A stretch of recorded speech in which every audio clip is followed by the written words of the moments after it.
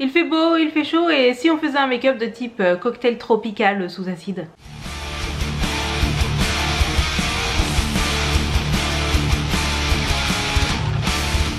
Bonjour à toutes et à tous et bienvenue pour cette nouvelle vidéo sur Blood is the New Black. Aujourd'hui, vous l'avez potentiellement compris, on se retrouve pour parler make-up et pour faire un tutoriel make-up. Oui, je sais, ça fait un petit moment. En réalité, il se trouve que j'ai pas mal de nouveaux produits dernièrement, entre les choses que j'ai achetées en solde et quelques trucs qui m'ont été envoyés, et j'avais envie de vous faire une vidéo make-up première impression car je sais que ça se fait pas mal en ce moment et que j'avais envie de le faire. Du coup, bien aujourd'hui, c'est ce maquillage là qu'on réalise et je vais vous montrer les produits où c'est la toute première fois que je les utilise. Le premier, c'est ceci, il s'agit d'un liner qui est le liner Disturbia de chez Givenchy. Donc c'est un liner de luxe qui coûte environ 29 €, qui m'a été envoyé par Ivancy et que je vais tester pour la toute première fois.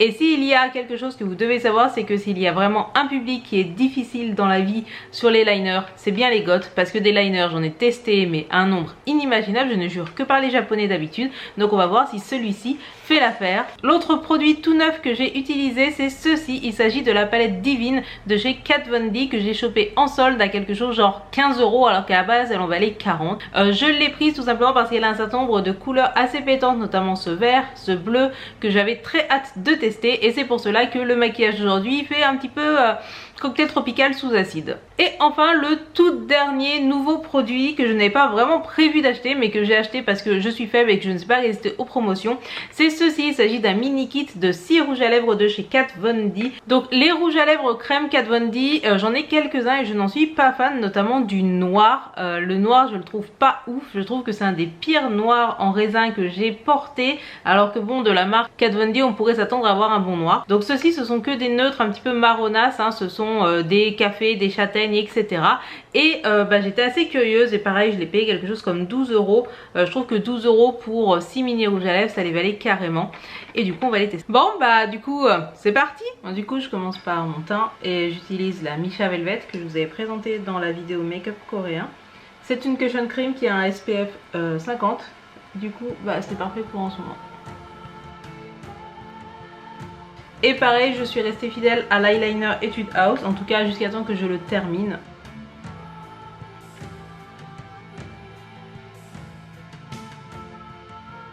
Même si la Misha est plutôt mate, je poudre toujours mon teint et pour cela j'utilise ceci, donc c'est la poudre Kat Von D. Je l'aime pas énormément, je vais être honnête avec vous, mais il se trouve que je termine ce que j'ai entamé, du coup et bien voilà. Et je l'applique avec un pinceau plat à fond de teint, je fais du pseudo baking. Et sans dire que je fais du baking, j'en applique quand même vraiment pas mal.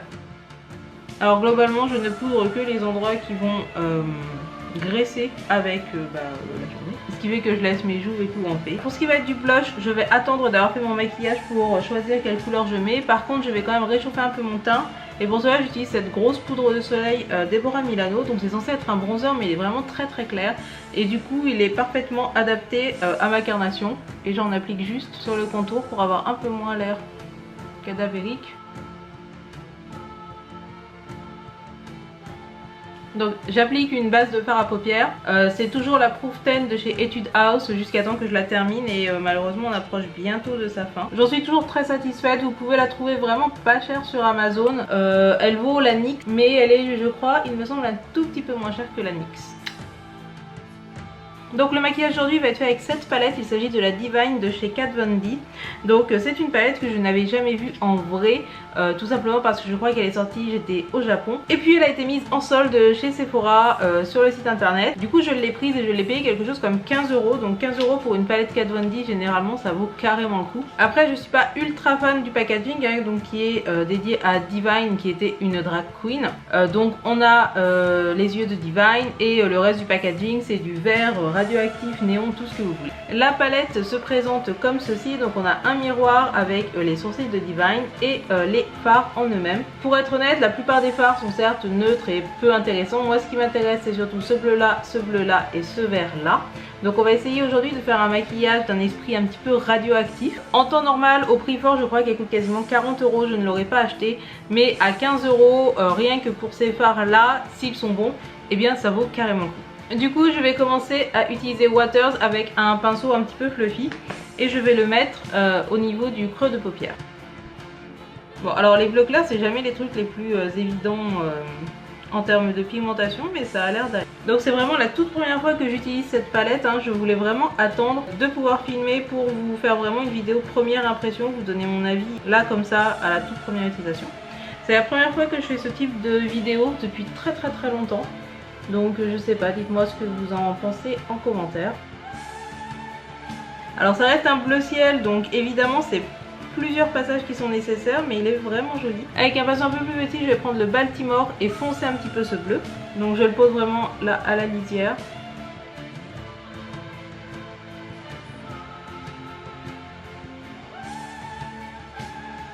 J'ai très envie de poser du vert, mais pour cela je vais faire un semi-cut crease.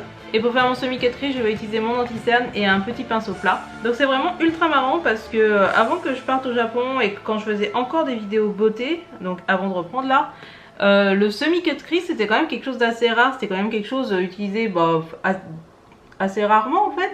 Et maintenant, enfin, j'ai l'impression que tous les maquillages, pour être dignes et appréciés, eh bien, il faut un cut crease. Je suis partie que 1 an et j'ai l'impression que quand même beaucoup de choses ont changé au niveau des codes, des maquillages sur YouTube, sur Instagram. Du coup, je vais pas dire que je suis perdue, mais au moins ça me met le pied à l'étrier pour me remettre à jour parce que je suis plus du tout à jour par rapport aux tendances et à ce qui est désormais accepté comme une norme de make-up. Et du coup, je vais utiliser le vert Pink Flamingos pour venir mettre dans le cut crease. Alors vraiment c'est l'instant de vérité parce que c'est en grande partie pour ce vert que j'ai acheté cette palette, donc on va voir. Comme vous le voyez, il a l'air plutôt bien pigmenté, hein. Alors il est irisé, il est très joli. Ah ouais. Alors je sais pas si vous verrez à la caméra, mais en fait il a des reflets mais quasiment métallisés en fait. Donc je sais pas à quoi ce maquillage me fait penser, mais ça fait un petit peu, vous voyez, cocktail sur la plage, cocktail bien radioactif. Je trouve que c'est un maquillage qui est très estival. Je sais plus s'il était sorti pour le printemps ou pour l'automne. Mais en tout cas je trouve que c'est une super palette d'été. Je vais foncer un tout petit peu le coin interne avec Hard Magic, donc le noir. J'ai lu des reviews comme quoi le noir était vraiment super pigmenté, donc on va voir. Parce que j'ai déjà eu des noirs de chez Kat Von D qui n'étaient vraiment pas à la hauteur. Ah ouais, il est très beau.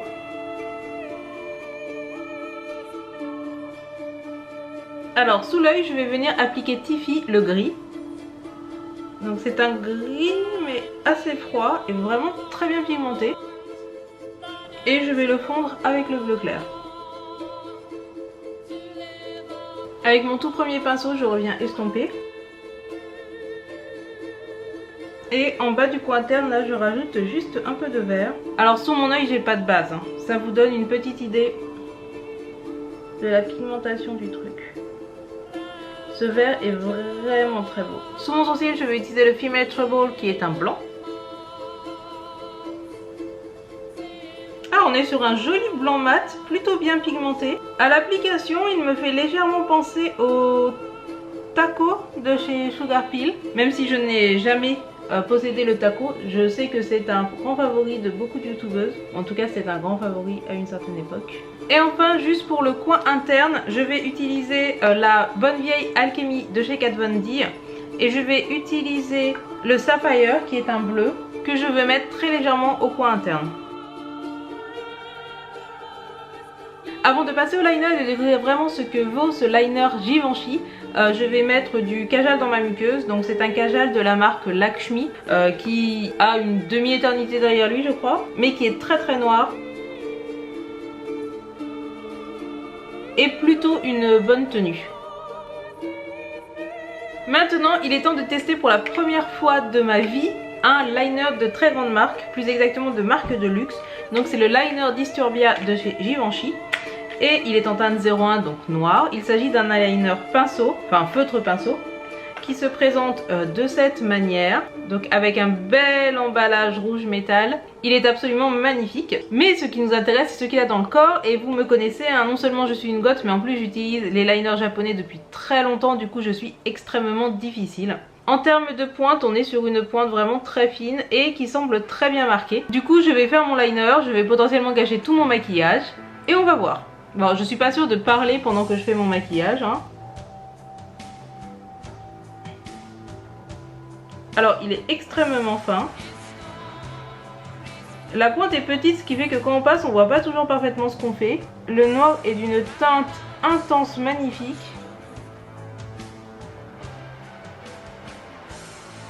On peut vraiment faire un truc tout en finesse.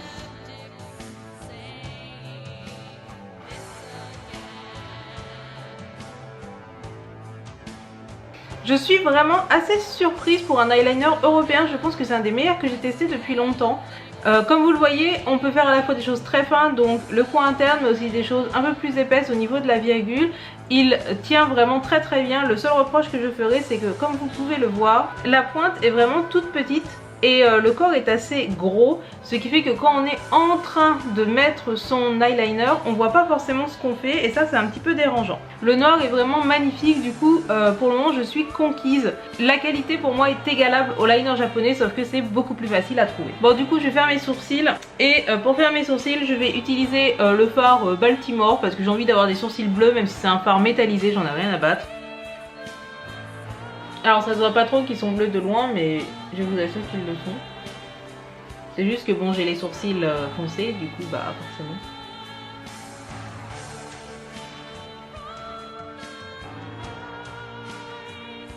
En mascara, je mets mon chouchou du moment, mon Very Unlimited Mascara Waterproof de chez L'Oréal.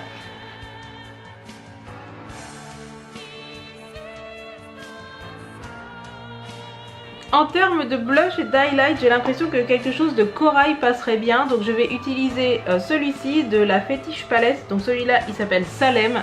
Et en highlighter je vais utiliser le même, le Magic. Donc ces derniers temps, l'highlighter ça me saoule, je l'applique uniquement à la main. Parce que ça donne de bien meilleurs résultats comme vous pouvez le constater. Et ensuite j'applique mon blush. Et voici pour mon teint, on va passer aux lèvres. Donc je ne sais pas lequel je vais prendre. Je pense que je vais prendre le Ophelia parce que j'ai envie d'avoir des lèvres assez neutres par rapport à mon maquillage des yeux. Ok, le Ophelia va être un de mes favoris. Donc ils sentent bon, ils ont une odeur de chocolat, c'est plutôt cool. Il est crémeux et bien opaque avec un fini semi-mat. Et je sais pas pour vous, mais je le trouve magnifique.